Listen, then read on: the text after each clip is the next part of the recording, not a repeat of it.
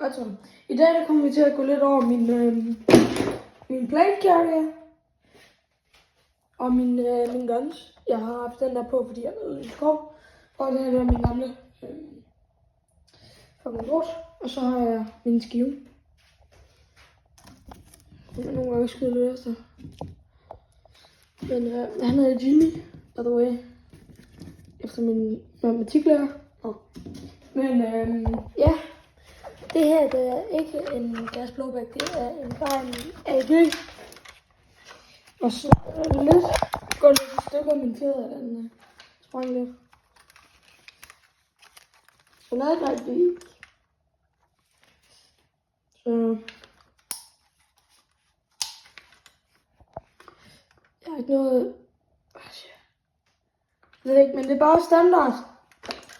Helt standard her. AG med koster cirka 1000 kroner, den er virkelig god. Og der følger et high-cap magasin med fra, og den er fra AG. Og der er et, jeg tror det var Sportline. Og så kommer der en Army Light karabin, men der er. Og så her, der står der ASG og alt det der. Den er lavet i USA, ja.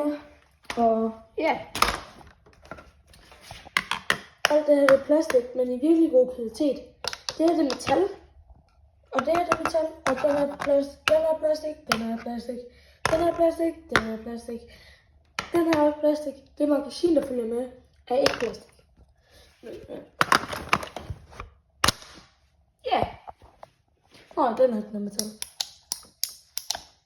Men og min black carrier, jeg har to, men det er den jeg bruger. Det er en Miltech.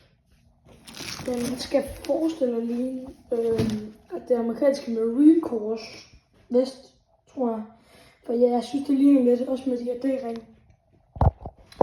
Men der er plads til, der er plads til sideplader.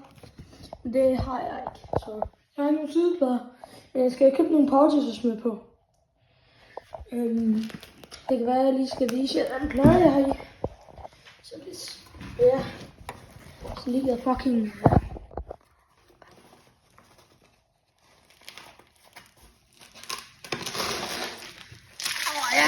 Kom her.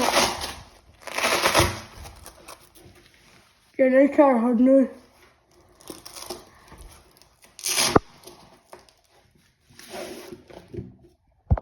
Anna. Det er en Fagin. Jeg kan ønske til noget lidt bum og sådan lidt også, men den kan bare faktisk godt lide den her. De vejer heller ikke så meget, fordi det er sjovt nok bare plastik. Men ja, det er egentlig kit over you lige nu. Jeg har en pistol, jeg har faktisk 2 pistoler og en vest mere og en chest rig. Men det magter jeg ikke finde frem. Og så har jeg 3 ekstra magasiner andre end den der. Så ja.